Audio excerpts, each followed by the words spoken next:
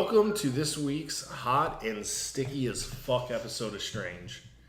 Because it's summer where we are. It's summer. We shoot in a garage. It's hot as fuck. So just want to gross you out like right off the gate. Just right off the gate, the look of us is probably atrocious, and you just have to get through it with us. Yep. So like, this is your episode. did you set your background perfect for this week's episode? I did. I have a scary mountain in the middle of the ocean for this episode. Because this week we are discussing bizarre and strange missing ships or missing crew of ships or events around the ocean. Yep. Our stories are going to range from a disappearance at a lighthouse, the disappearance of a pilot over the ocean, and not one of the normal like Bermuda Triangle where there's like 9,000 planes that have disappeared. Yeah. Off the coast of Australia. Ships, I should say. I think we got a lot of ships. Yeah. Ships everywhere. So we can kick it off. And we're going to attempt to do the entire episode without saying that I'm on a boat. Which we just... No, I'm like starting now. Oh, okay. Starting now. So starting now, we're not saying I'm on a boat. You got to do it before. All right. So we're going to kick it off. We're going to start with one of the most legendary ghost ships in all of history, the Mary Celeste, which was once and previously known as the Amazon, which I'm not a sailor. I don't know shit about the ocean, but I do know, based on what I read, you don't rename a ship. This is bad luck. It's horrible luck to rename a ship. Once it's been christened, that's what it is. That's what the name is. Period. Kind of like humans. Like you don't. Only in extreme cases do you rename you change your name. Right. So the Mary Celeste was discovered in the ocean on December 5th, 1872. It's kind of strange. There's a couple of these take place in like December. The lighthouse is December. December's the creepiest month. Is it? Mm-hmm. I figured that'd be like October, November-ish. Not for me. No. But I figured you'd like that the outside matches your inside, cold. I do. I didn't say I didn't like it. I'm just saying it is creepy. So, it was discovered floating adrift in the ocean by... Where's my dude's name? We're off to a fantastic start. The Canadian brigantine Dia Gratia, which I probably butchered, found her. She was disheveled, but in sailing condition, solid. I mean, they got aboard the ship, and there was no one. There was a single lifeboat attached to the Mary Celeste, which was missing. The crew of the ship was not massive. It was only like 7 to 10 people. Looks like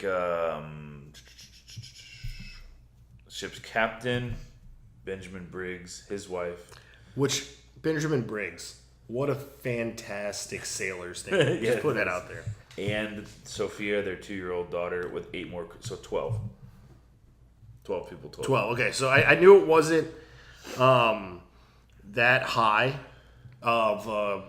It wasn't like 50 people or anything. There's still, based on the size of the lifeboat, it was not fitting all 12 people. Period. Like, it wasn't happening. There was small bits of damage on the ship that could have looked at maybe a little bit of struggle in a certain, like, little places. Nothing too crazy. And because of these little bits of damage, it is shot through all kinds of speculation of mutiny and that they killed the captain and his wife and child. But it was all like kind of cosmetic damage, so it was like nothing that would like mess up the function. You're right. The ship was 100% sound, and if you're gonna mutiny and take out the captain, you take the ship, right? I mean, it's kind of crazy. That's one of the theories, by the way, is a mutiny. So one of the real crazy things that goes along with this is like they were carrying alcohol, but not like malt liquor. Alright? Okay. They were carrying like crude alcohol. Like stuff you can't drink. Like you will get sick and probably die. I guess like straight like chemical usage basically. Yeah. 1,700 barrels. Yes, which is a lot. It's not something that Briggs was used to carrying, so there's a lot of speculation that maybe some of it got ignited and it burned. You know how alcohol burns real quick, fast, and then it's gone, and it usually doesn't unless you're like like the fumes just light. It's like just a. Yeah. But never carrying it, not knowing how it's going to react. There's some theories that like they try to get off the boat, get down to the lifeboat, and then due to weather or water conditions, whatever was holding them to the boat while they were waiting to see if it went boom, they got disconnected. Were any from of the their ship. bodies found? No one that was on this ship, their bodies ever turned up anywhere. So if they were killed on the ship, then they were taken from the ship or something. Like, well, if people don't, I don't think people have a theory as far as like the whole ship was murdered by pirates. yeah. But there was like the thought that maybe there was a mutiny and that just the captain, his wife, and daughter were killed by the rest of the crew. Okay. So where's the rest of the crew then? They took the lifeboat, got the fuck out of Dodge after throwing the captain and his daughter and wife in the ocean somewhere. I guess. One of the strange things is the log of the ship. The last entry was 10 days prior to its being found, which that's a long time for a ship. Like if they disappeared or they got off the lifeboat or whatever happened, if that happened 10 days prior, that means that this big ship sailed the ocean by itself in an area that wasn't necessarily like, it wasn't fucking the South where you're fighting off rock and iceberg and all kinds of crazy shit, but it wasn't the nicest area. Yeah. So the fact that this ship was able to just sail for 10 days without issue is very strange. Yeah. So, which is another thing that fuels the whole idea of maybe someone boarded and did something to the crew or whatever. But none of that makes sense because if you're gonna attack a boat, you're gonna take shit. Yeah. None of the stuff was taken. None of the valuables. None of the jewels. Like it's set up very much as though something happened. The crew got the fuck off the boat as fast as humanly possible. Yeah. But what? Or was like And why? marched off the boat and then something happened. Right. But then whoever marched them Then off they the would boat, come back. Yeah. would have took the stuff, or if they ended up having to get off the boat really quick, then it's still just a really odd situation. Yeah. Or maybe some insta karma, like we're taking your boat. Oh god, the boat's gonna blow, and then it doesn't actually blow, and everyone dies in the water. I think that it was attacked by pirates, and like there was instant karma of God just like opened up, God and he's just like nope, and just like killed everyone. Not today, dickhole. Not today. Like, there's even theories that the captain of the ship that found it, that they killed him through the... Who, the captain killed the other people? No, like the captain of the ship that found them. So they found him like, what's up, guys? Murdered everybody. Threw him off and then took the boat back to claim salvage rights on it. Oh. Because there was I don't know the full because voting laws of there everything. was an investigation into whether to grant payment by the insurers to DeGracia, the person who's found a crew, for salvaging it, but they found no evidence. Yeah, you get like a fraction of the value of the ship for salvage if you bring a ship in that's lost at sea. But apparently they said they found no evidence of foul play. Doesn't mean it didn't happen. Well, here's what's really crazy in my opinion in regards to all that. So, the board, the Maritime... Is that right?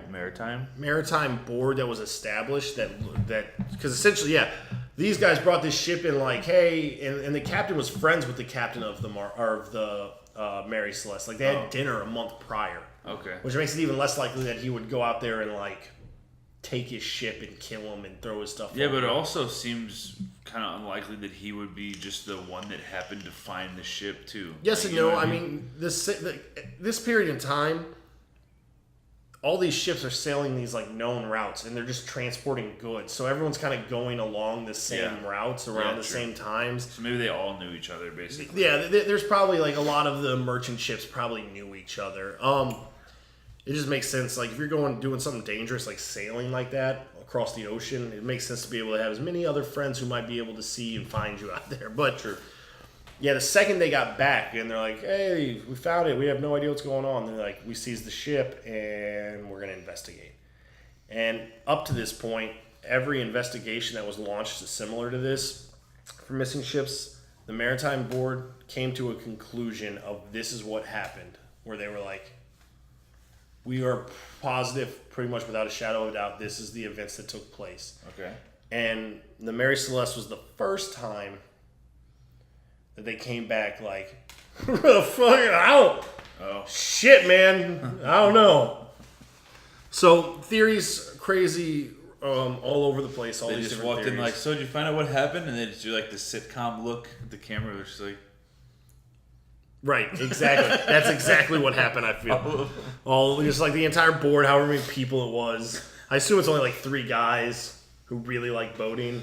yeah. Like modern day yacht clubs are like the Yeah, descendants it's of the literally like, maritime they board. call it a board. It's like literally just me and you. Like, all right, so like, I don't know. Like, Right. no idea. So, some fun stuff with this story. One, you can go past Ghost Ship because it's one of the most crazy ghost ship stories that of that era and most eras as far as modern shipping. And that ship prior, like I said, they changed his name. The first owner of the ship died within 48 hours of christening and taking the boat out. The owner, the gentleman who owned the boat, when it disappeared and was found, instantly sold it as soon as they got through the investigation. And he's like, fuck this shit, sold it. And the next gentleman who owned it ran a pretty common route, but essentially lost half his shit on his way there. He brought back a bunch of livestock that pretty much all died on his way back, and he died shortly after getting back. And then the ship runs its course to where it ends up with a gentleman who was like, listen, this ship is super fucking cursed. So So we're going to buy it. Because Yeah. no one makes money with it. Yeah. And then we're going to put fucking, like, you know Die Hard with a Vengeance? Yes. Where it's like, oh, the gold's on the boat, but it's really just fucking junk iron metal. It was worth nothing. Yeah. That's what they did. They, like, put nothing on the boat and were like, we're going to insure it for this much money because we actually have this on the boat when they didn't. And then they took it and tried to Just burn like- it down. And they like run it up on the beach. They filled it with, they like ran it up on a thing, and then they just coated the deck in oil and lit it on fire. And they went back and claimed it. So like, we're gonna investigate. And they had a whole bunch of crew that was all there, who all watched them run it aground, light the boat on fire, and take claim. But none of the crew was cut in on the insurance scheme. So they're like, yeah, this is exactly what happened. These guys, like straight up, they're all just like, yeah, they fucking ran it aground and They're like, sir, lit it on fire. Did you find anything strange? Like, yes, I literally saw him pour oil on the whole thing and then light it on fire. Right. Where'd you see it? Right there. Right there. It happened right there. Like you do, if you're gonna you gotta pay your crew if you're gonna fucking scam the government.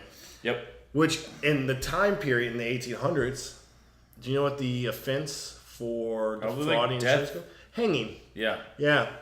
If we still did that today, we'd have way less insurance I fraud feel like claims. everything was like the death penalty back then. Like your skirt is too short, bitch. Death penalty. Yeah. So the only thing that's really this was like a huge thing for its time, and people got super intense and like involved with it. And then it sort of faded from like most stories like this, it kind of faded for a while. And then across the pond in England, a gentleman by the name of Arthur Conan Doyle, you may be familiar with that name, maybe not, Yes. opens up his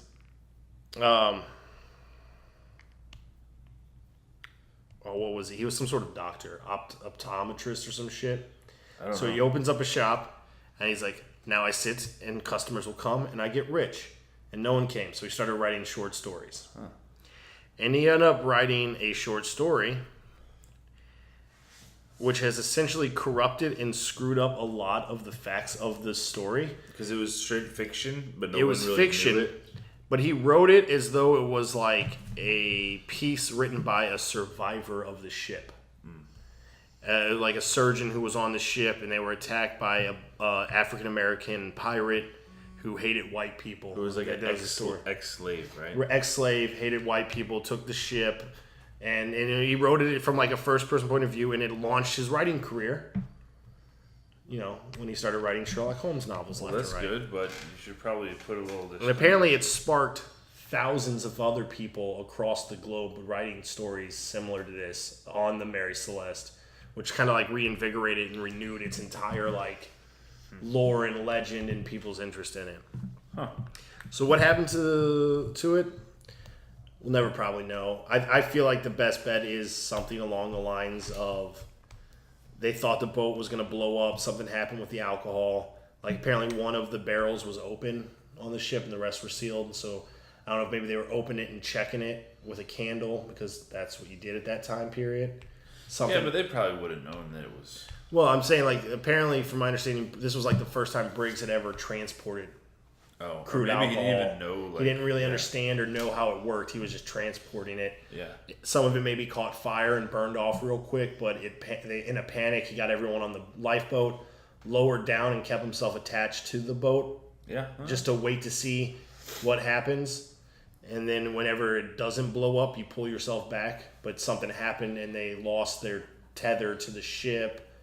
Something of that nature. I feel like that's probably That's actually probably the better explanation. It's probably thought it was going to be sinking. Something happened that they didn't really understand, and they got off the ship because apparently that was like a common thing. Like you don't get on the lifeboat and sail away. You keep yourself attached in some way.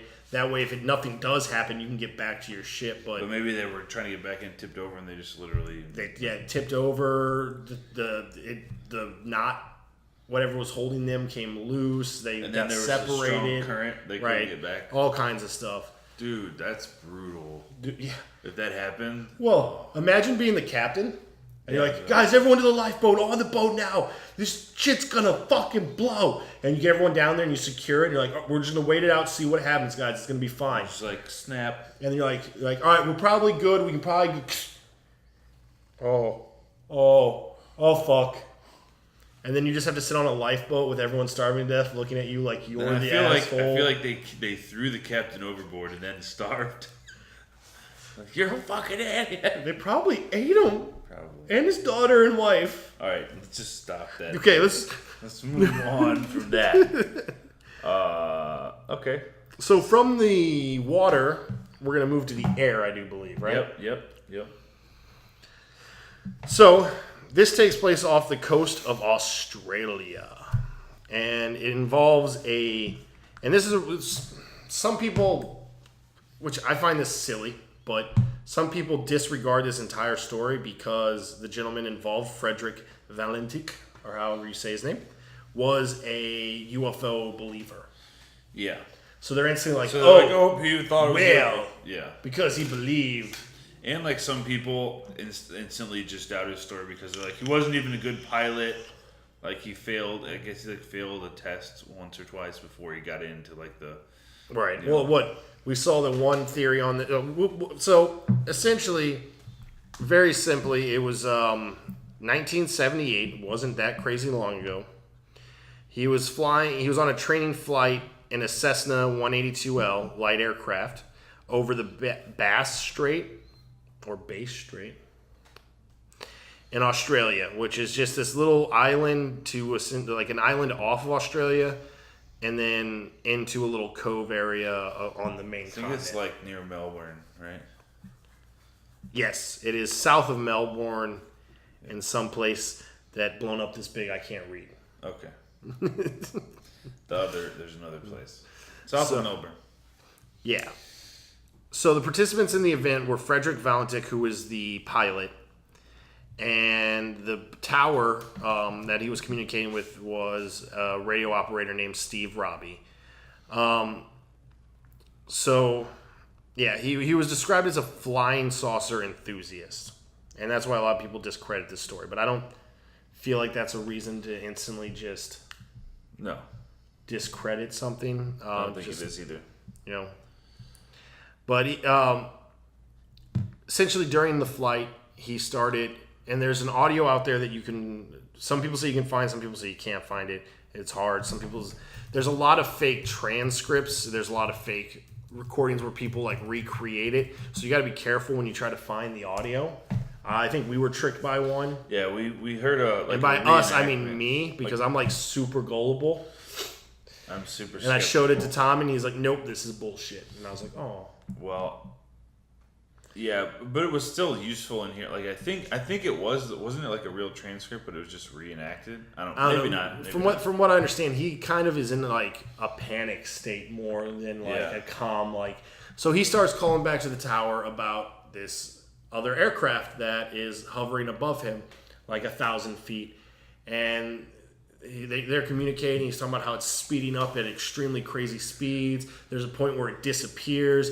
There's a point where he says it looks like it's just stationary hovering, like it's not like even orbiting. like it's going with him, but it doesn't really look like it's moving. It says doesn't it say one time it looks like he's like playing a game with him? Like Yeah, like he thinks that he's like toying with him, and then towards the end of the transcript, you just there's a weird metallic sound, and he talks about green and metallic lights.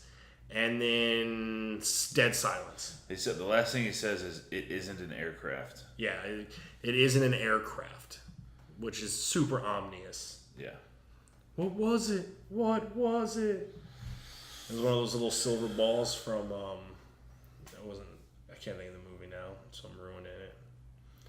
There's like an old horror film in like the 80s, and there's like these silver balls, and they just like little knife things came out of them, and they just killed people. That's probably what it was. Moving on. Yes. Next story.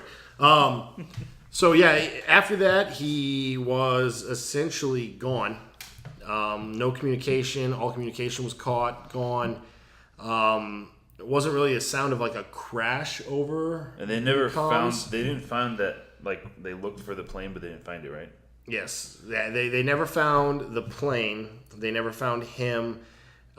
Still to this day, I don't know how much they've really searched the ocean or how much They found in 1983 apparently the Bureau of Air Safety asked the Royal Australian Navy Research Laboratory, that's a mouthful, to identify a cowl flap that they found in the ocean, which is a part of aircraft, and they said that it was identified as being belonging to like a Cessna. a Cessna from the serial numbers, A to D or whatever, and his was actually in that serial number. So they can't say that it was, but it matched the set of serial numbers for that. Yeah. Yeah, that's right. Okay, so they did find part that could have been it. Now, one of the big theories about this and what's going on is that some people believe that he got turned upside down. Yeah, and then he was seeing his reflection or something. And that he was seeing the lights and his own craft in the reflection above him. And that the way that reflection in moving ocean water would have looked, he could have distorted it. And that eventually, inevitably, he ended up crashing into the ocean. Like I said, they did find part of his plane in the ocean. So it's very possible that is what happened. That this guy just kind of panicked and didn't realize it. I know it happens a lot. There's a name for it. When you get turned upside down in a plane and the horizon gets all screwed up because especially when you're on something like the ocean. Yeah, because it's both blue. Well, and not only that, but like depending on the time of day, the ocean ends up being a mirror of the skyline. Yeah. So True. it's it could without severe training you could easily get yourself turned upside down. But it's just a weird event that happened over the ocean. Like I said, there's hundreds of aircrafts that have gone disappeared, and parts of them are found 500 miles from where they should have been, and all other kinds of craziness. But this is just one that I've always liked. If you ever track down the real recording, please share it with us. I would like to actually hear the actual recording. Yeah. As opposed to just transcripts. But yeah, short and sweet on that one. So the next one, I guess we're going to go back to the ocean, sort of, but we're going to go to a lighthouse. The lighthouse. Right? Yeah. Yeah. So this is the Eileen Moore lighthouse disappearance. And you'll have to fill me in on like a little bit of some of the details. But the little island that it takes place on has like a huge amount of lore to it. Okay. Eileen, that's why it's called Eileen Moore. That's the island's name. The island of. There's only two structures on the island. I think Eileen Moore stands for large island or large something, but it's only like a 43 acre island. Okay. So it's not like massive by any means. It's a little weird for the name. But so there's two legends through the culture around this island. And one is that there were giant, massive birds that came from this island that would get you. As well as little people with magical powers, like hobbits, essentially. Like there's lots of lores throughout cultures and histories of like the little people in the woods. This was like the little people on the island. So this island itself has some mysticism and lore to it throughout time. And they end up building a pretty, at the time when this happened, it was a pretty like state-of-the-art new lighthouse. It was in 1895. Yeah, 1895 is the year. The only other structure that was built on the island ever at this point, there was the ruins of an old like church or monastery. I can't remember exactly how they put it, but just some little religious site that was built there. So that's a little bit of backstory on the island itself. So in 1900, it was mid-December, again December. There were some storms that had come and gone. There was a ship, I believe it's called the Hesperus. Yeah, I think that's how it's pronounced. That pulled in near the lighthouse, and a guy named Joseph Moore, he was a lighthouse keeper. He came off of the ship, and he was the first man ashore. And he was the first person to discover that the people inside the lighthouse were missing. Right, and when he came in, he was instantly kind of like, shit's not right, something's wrong. Yeah, because didn't he see like something like half-eaten food or something? Yeah, there was like some untouched food. There was a chair that was turned over as though someone had gotten up quickly. The clock in the lighthouse had stopped at a specific time, which is a super common thing for paranormal activity. It's like they want us to know when things happen. There was 3 other people, if I'm remembering correctly. There was 3 total people. Okay. So the lighthouse crews are made up of 3 people, and there's certain like guidelines and rules that they established by the lighthouse committee. Like I'm not making like there's like a lighthouse. There was like because there was like just certain things because it was so important in that time period for lighthouses to function. If we didn't, your ship is gonna be fucked up. Like at nighttime, no more than 2 of the 3 people stationed there could be outside. One person had to stay inside during the night, no matter what. That way there was always someone there to operate the lighthouse. During storms, you never went out without your gear. So essentially, this was up on a very elevated, I think it's like 150 foot above sea level island. So, I mean, it's just like and there was like this massive walkway that they built to get up to it. And then there was like the loading area where boats would come in and like people would get on and off to switch out members. Because that's what that ship was doing. They were bringing a crew member to replace one of the other crew members. Okay, makes sense. And there was some cranes that I guess they used for certain things. I don't know exactly what it is. And the only reason I bring up the cranes now is there's some theories that involve the cranes later on. Okay. Well, so apparently they were just gone. And there was half-eaten food, and there was, like you said about the clock, the Joseph Moore apparently sent a telegram to the secretary of the Northern Lighthouse Board. Yeah, the Lighthouse Board. Yeah, detailing the events of the day, and the guy named Robert Muirhead, superintendent, came out and performed his investigation, and he was like, I have no idea. Like, I have no idea how they're gone.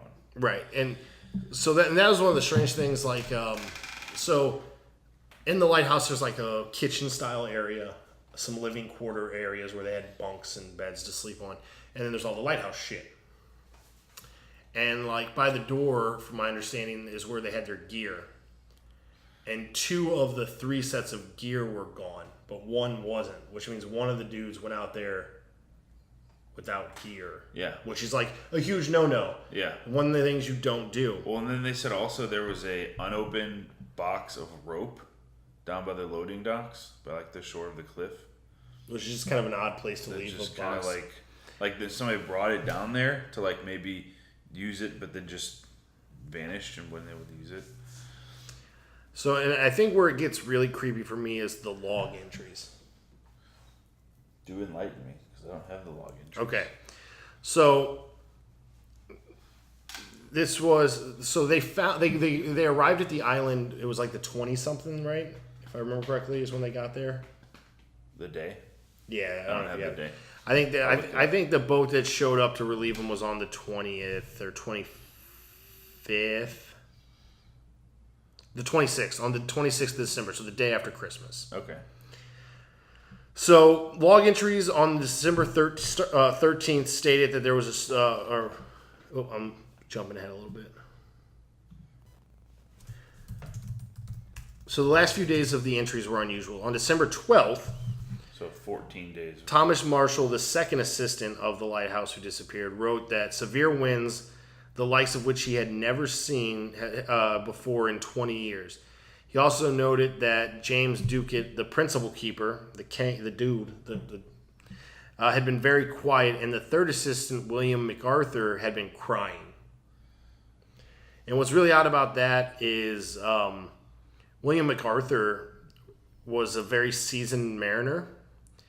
And he was like on the mainland. He was known as like a Scottish, like a tough brawler, Like a badass. like a tough. Yeah, he was just like he's like one of those. He was essentially like, like Popeye, the guy that he's always like fucking dealing with. Irish Popeye. Like, well, not Popeye, the like big guy. Like, yeah, he was like one of those dudes. He was just like, I'm a big bad motherfucker, and I do shit on the ocean. Like that was this dude apparently. So the fact that he's like crying is super odd.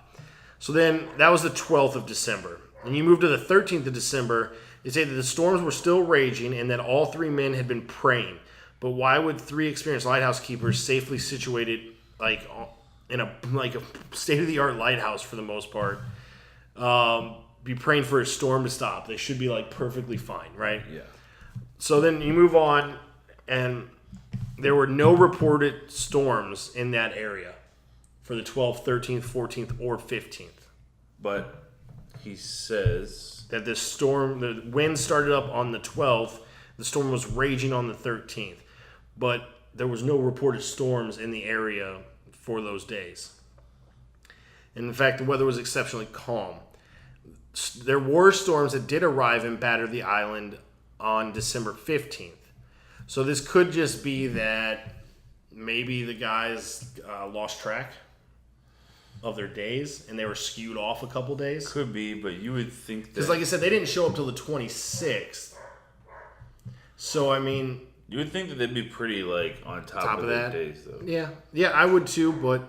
So, the final log entry was on the 15th of December. And it simply read, "Storm ended, sea is calm, God is over all."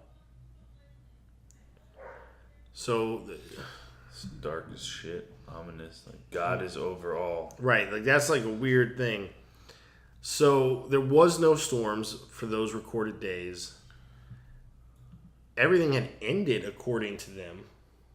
So there'd be no... Yeah, ended like a week before, right? Right. So, like, they should be good, right? They, like... Should be. Like, if you're writing an entry after the lighthouse event, like, after the storm, you should be fine.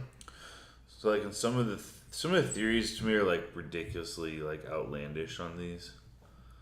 Like some of them, like the little magical like the little fairy creatures or whatever, like took him away, and then the giant birds snatched him up and took him away. But if they're had the one guy been on that at that lighthouse for 20 years, right? Like, I feel like those are just stories that they're just telling. Like, I feel like it's not impossible, but I don't think they were snatched up by giant birds. No. I think that's just like some lore of the... Yeah, but that's a theory though too, apparently. Well, it's kind of like the Mary Celeste. Like, yeah, the sure had like some crow shit happen to it, like owners dying and stuff like that, but it doesn't really affect or mean anything to the actual main ghost story part. Yeah. So, one of the top theories, or what many people believe, like, this is what happened, bam, even though there's not... Because that's what happened. Bam. Is that during the storm, two of them were out trying to that something happened to the crane, and they were trying to fix it or keep it from plummeting into the ocean. I brought that box of rope. And they brought that box of rope. And they got knocked off into the ocean. Like a big wave or wind or something. The guy who was staying in the tower saw this and acting instinctually ran out to try to save his friends without his gear. That makes sense. The only issue I have with that is it wasn't just like gear to like for safety reasons. This was the middle of December. Yeah. I'm pretty sure this island is like the northeast side of fucking England, right? Where exactly? Let me look it up. Essentially cold as fuck in the wintertime. Oh yeah, anywhere in the UK is just cold as shit. So, and like this gear was so you run out there without that, that's not a good No. You better be out there for like a minute. Right. So, get back. And then when he ran out to save his friends, he got swept off by large waves or winds or whatever. Yeah. My only issue with that is and I guess enough time had passed, but I mean, you would think if these guys fell off the rock side at all, yeah, you would be able to see blood or something. Maybe not. Maybe the water would wash it away. Average temperature for December is 8 degrees. Yeah, so cold as shit. Yeah. So it's one of those things that so much time has passed. Celsius, by the way. Oh, that's not as cold then. I thought it would be colder. No, because okay. 0 degrees Celsius is 32 degrees Fahrenheit. That's right. So it would be So it's in the 40s, 50s, somewhere in that cold, range. It's still cold, yeah, but especially in the middle of December. But so it's a really weird story. Things just don't add up. The weird log entries make it creepy as shit. And the fact that, like I said, unless they got their days skewed by a couple, because these guys did so many days on the island, so many months, and I mean, it's not like I don't know the invention of the personal calendars. Yeah, but they would have known what day it was because they would have known what day ships were scheduled to come in or whatever. Right, unless they got off somewhere. But the guy was keeping a journal, so if he was writing in it every day, yeah, you would assume he knows what day it is. So it's just odd. The God is over all, and like I said, they write themselves as being out of the storm. Yeah, and then the next thing you know, aliens came down and abducted him, and that was the God. The light was over everything. So yeah, tell me what you guys think about the lighthouse mystery theories. I would love to hear some of your guys' theories on some of these stories. I would too, because right now we've gone over some of the popular ones, and we're not coming up with anything for sure. My guess is they pissed off the little people. Yes, and the little people and the birds teamed up. Right. Well, the little people, the 5 armies. The little people fly the birds. Okay, Obviously, they use their what magic was I to tame so them. Dumb. Right. I'm so stupid like that. So I do believe in little people in the woods, though. There's some cultural. Dude, all right, we'll do an episode. The next one is the MV Joyita. It was a merchant vessel from which 25 passengers and crew disappeared in the South Pacific of 1955. Apparently found adrift. It was in poor condition, had corroded pipes. Radio had faulty wiring. It was had a range of about 2 miles. But reports say that the ship, despite having all these problems, was extremely buoyant, and it made sinking almost impossible without a major hull breach. Right. So when people got there, they were just baffled as to why, if something befell them, why were there no bodies at least, or there was nothing on board. Right. Why would they abandon the ship so easily? Because the 3 lifeboats were gone. Right. Yeah. Right. I think so. She was scheduled to leave on the noon tide the previous day, but departure was apparently delayed because of a part failure. It was a port engine clutch, as we all know what that is. Right, obviously. It did eventually leave Samoa on one engine. Had 16 crew members, 9 passengers. including one government official, a doctor, a World War II surgeon on his way to perform an amputation, and 2 children. Consisted of medical supplies for cargo, timber, and 80 empty 45-gallon drums for oil and some food. So it set sail 5 weeks later. Gerald Douglas on November 10th, the captain. A captain of a different ship, a merchant ship of Tuvalu. I think that's how it's pronounced. Tuvalu. Sighted the Joyita 600 miles west from the scheduled route. Right, drifting. Because I think this was shortly after it had been reported as late for arrival where it was supposed to be. Okay, and then so ships were kind of like on a lookout for it. Okay, and then he was able to find it, but it was 600 miles west from the scheduled route. That's a lot. So you can think that it might have been drifting for some time. I mean, it's like I'm gonna go to Florida from Missouri, and I end up in New York. Like, yeah. So it was partially submerged. Is that right? Is my geography correct? I think Distance? so. Yeah. Roughly? Okay. I don't There's know. no trace of any passengers on the crew. There's 4 tons of cargo missing. What's interesting about this, and you brought this up to me earlier too, was the radio was discovered tuned to 2182 kilohertz, the International Marine Radio Telephone Distress Channel. Right. So obviously, whatever happened, but the radio had faulty wiring. It's only at 2 miles distance. So it was only going out 2 miles, which in the middle of the ocean is nothing. Right. So obviously, whatever happened to them, they had the foresight enough to be able to tune that. Like, it wasn't immediate to where they weren't able to work their radio. Well, there was a leak, right, in the engine room of some sort. Yeah, the lower decks were flooded, but the hull was sound. So right, they kept investigating. They heard the sound of water entering the vessel, and there was a pipe in the raw water circuit of the engine's cooling system failed due to corrosion. So it allowed water into like the bilges of the ship, but the hull was still sound. And in the engine room, there was an oddity. The water rose above the engine room floorboards, and they had they stacked up their mattresses. Did they? In the engine room. Yeah, that's a little weird piece. They believe that it was to try to soak up water and try to clog it and try to keep the water from filling it quickly. Yeah. They were trying to slow the water. So, to this day, nobody knows what happened to him. Right. And there was another weird thing. The surgeon's bag was found on the ship. Okay. And it had just like a bunch of bound up bloody bandages.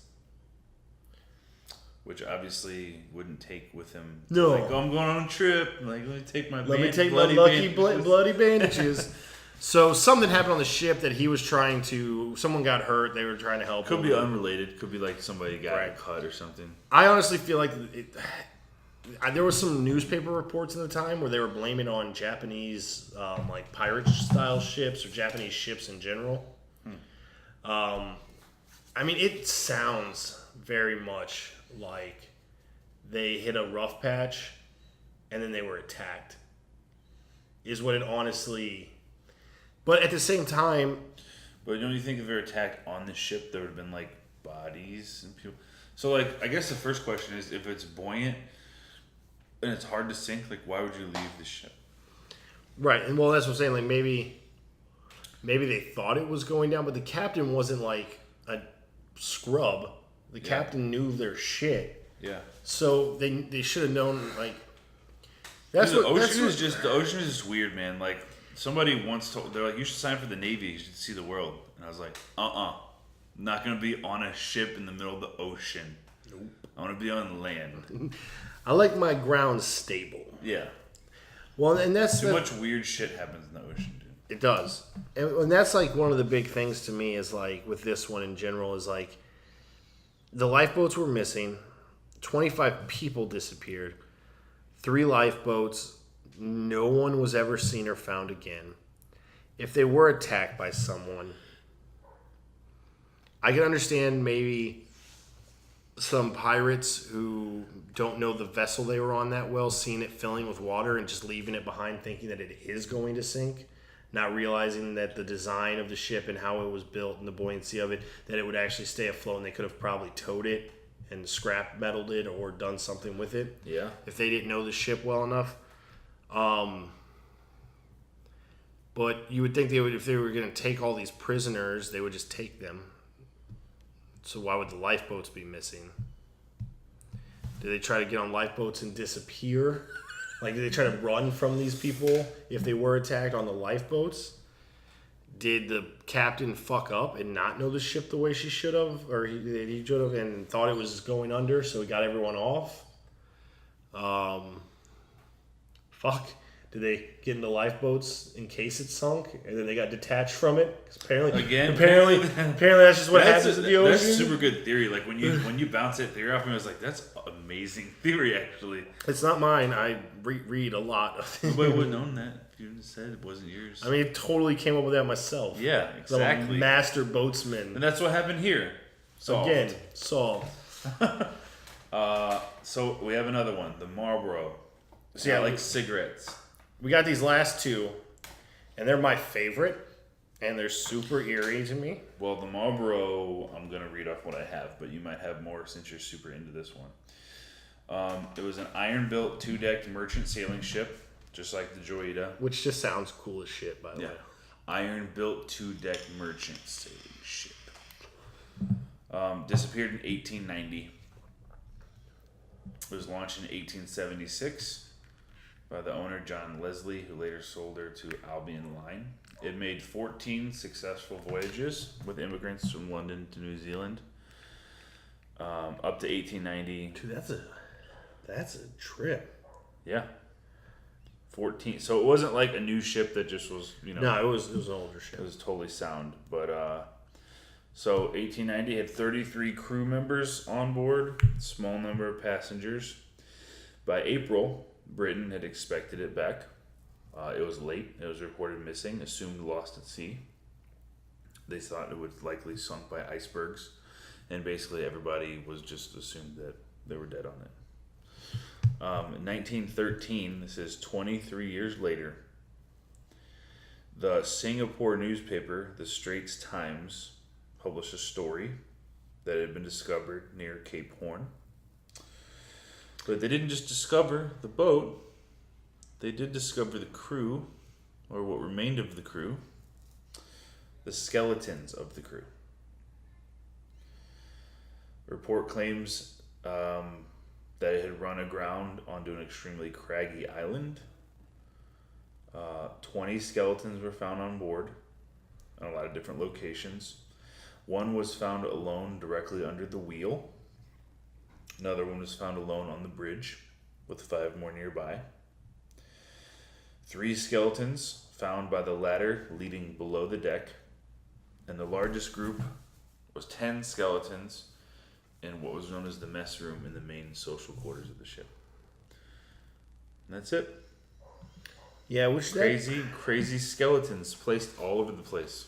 Well, and that's the thing. Like, it had been so long that the bodies had decomposed, and that there was little stuff like you might be like, oh well, if me and Tommy here and all you guys watching, we're on a ship together and we run aground, or even if it wasn't until later on, like if it ran aground after we had all died, let's say. Yeah. If we're on a boat, well, we're not all going to die at the exact same moment in time. No. And if you die and we're on a boat in the middle of the ocean, you're getting a sea burial. I'm not going to leave you on the ship to just rot and decompose, making everyone else sick. And like, look, Tommy died over there. Just leave him there. He's fine. If it did run aground, why the fuck didn't they get off the boat? Yeah, this is a case where on the other ships, we're like, why did they leave the boat? On this one, like, why would you not? If your boat is, The only thing that makes a whole lot of logical sense to me is that they would have all had to have died relatively at the same time. They had to be, because they're all in... You're not going to leave rotting corpses all over the No. boat. You're like, oh, the captain's dead under the wheel. Just put some blankets on. I'm just going to sit here and wait till I die now. Yeah. Like, it's so peculiar, all those little pieces of it. And I was thinking maybe somebody attacked it, killed them all, and then, like, placed them all in, like, different locations so it looked like... just to be odd Just, and like that. weird. See, I just don't understand. I get that. But, like, why would you do that? Like, why would you even go to that kind of trouble? If you're going to move the bodies, why don't you move them off of the ship so they're never found instead of, like, placing them in... Right. Like, they put one under the captain's wheel, like, a couple here, and then they got tired, so, like, fucking throw the rest to the 10 in the mess room. Right. Like, they were all over the place. And maybe... And there could have been... Like, it had been a while. But... And... If there was a battle and people on your ship were being killed... The captain was at the wheel. Yeah. Steering is not important when your crew is being like murdered around you. So right. And he had a cutlass. Yeah, and it was right next to him.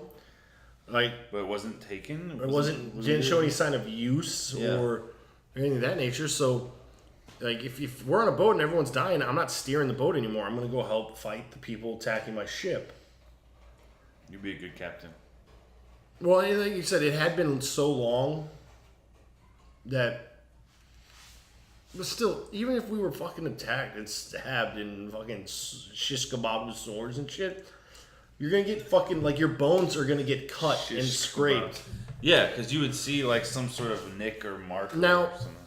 The oddities with this one is there is some theories that it wasn't the correct ship or that these people who found it were lying. They never sent anyone to, like... Back the story up. Go get it or investigate. These guys are just like, hey, we found this. The log said it was the Marlboro. So, unless it's a complete lie, regardless, a ship with a bunch of dead skeletons doesn't make sense, whether it's the Marlboro or not. It doesn't. And that's what we're gonna run right into our final story, which is my personal favorite. It's my favorite too. It is the Dutch ship, the Orang Medan. Mm-hmm. So it's like the king of all these stories, and it ties in with the Marlboro in a way that you could easily go, whatever killed the Marlboro killed the could be Orang Medan. So it was like 1947. So yeah, February 48 was. It says June 1947 to February 1948. So somewhere in that area. Essentially, the ship is out in the ocean. Do you have the location of where it was? The Strait of Malacca, right? That's where the message was received. Yes. So 2 ships are sailing around the Strait of Malacca, and they receive an SOS. SOS. And that's like around Sumatra, Malaysia. Right. So I didn't know that. So good on you. Do you have the transcript for that? I do. If you don't, I thought I did. Let me look it up. If you start the story, I can look it up. So, regardless, they get this SOS from the ship, and I got it right here. So, the first message that came in was, "We float. All officers, including the captain, dead in chart room and on the bridge. Probably whole crew dead." And then there was a flurry of just incomprehensible, not correctly done Morse code dots and dashes. And then it all ended with a final phrasing that did come through clearly as "I die." And then the SOS went silent. Creepy, right? So, the Silver Star crew located it and found the Orang Medan finally. An attempt to try to rescue the sailors and all the people that were apparently dying on the ship. And what they found and what they discovered on the ship was just a nightmare. All the bodies of the ship were across the ship, similar to the Marlboro. Their mouths were dropped open, their eyes were like wide, and they were all staring up at the sky. All dead. Like wide-eyed horror and faces twisted, like just terrible. Right. They look as though they had been scared to death almost. Apparently the ship's dog even Died. died and looked like it was scared as shit. Right. So everything on it. So before they even had enough time to really investigate and do that, and like I said, they even found the guy sending the Morse code message dead at the station where he was tapping out the Morse code. Same thing. Eyes open, mouth gaping open. So a fire broke out in the number 4 cargo hold, forcing the boarding parties to evacuate. And shortly after, the ship exploded and sank. So crazy.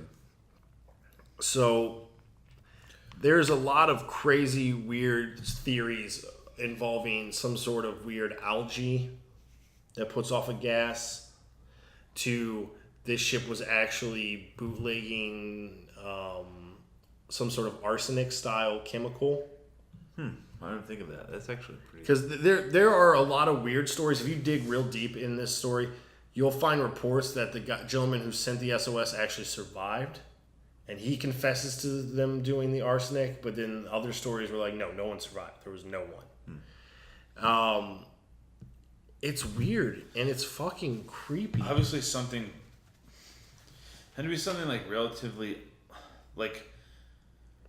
I feel like if you're getting stabbed, like or like you die from like well, that's the thing. Gunshot or whatever. Right. All these bodies had no signs of like physical harm. But even if somebody's like, I could be wrong, but I feel like for you to have like a horrific look on your face, like terrified, it has to be something kind of weird. Like, right. So if somebody's gonna shoot me, I'm gonna be like, yeah, I'm gonna look scared and like terrified, but I'm not gonna have like a twisted up look on my face. I'm not gonna have one of those.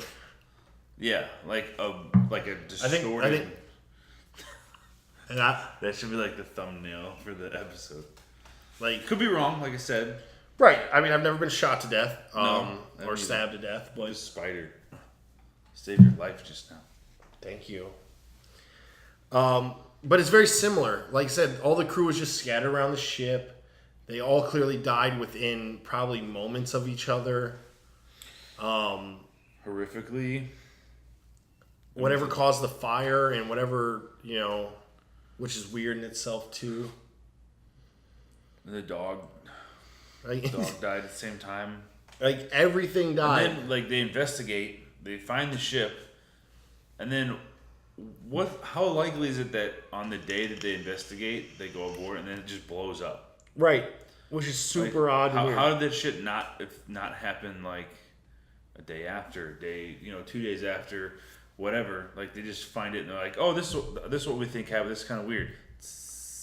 Right. Oh shit! There's a fire in the cargo hold. Boom goes the ship. Yeah. I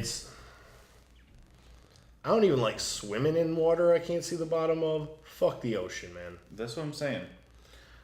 And I think we've only explored like a small percentage of it. So there's some crazy shit. There are hundreds of ghost ship like cases and planes and like coastal stories in general. There's a lot of them out there. These are just some of the ones we really liked. Yeah. So. Okay. I mean, if you don't have any more, I have no theories on that one. Other than I do. Poisonous gas, maybe. But it doesn't explain why they would have the look as though they had seen the Reaper himself. Yeah, I know. Like. Man. And if it was like some sort of poison gas, I'm pretty sure that unless it was like an odorless, weird something, the dog would probably like start acting kind of weird. I'm sure that dog would probably run. Because he'd probably smell it, Yeah, I don't know. I don't know how. It's very crazy to me. It's bizarre. It's terrifying to even think about. Because like imagine just finding a ship and you're like, oh shit. And you're like, hello, hey, fucking ahoy. Or even like, because I can't even think about what it would be like to find a ship.